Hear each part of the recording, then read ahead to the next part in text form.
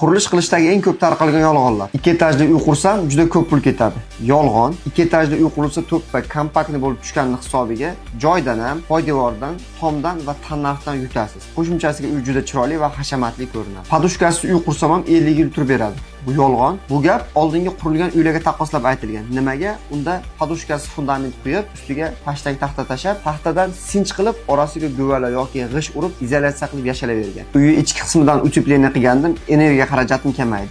Bu yolg'on.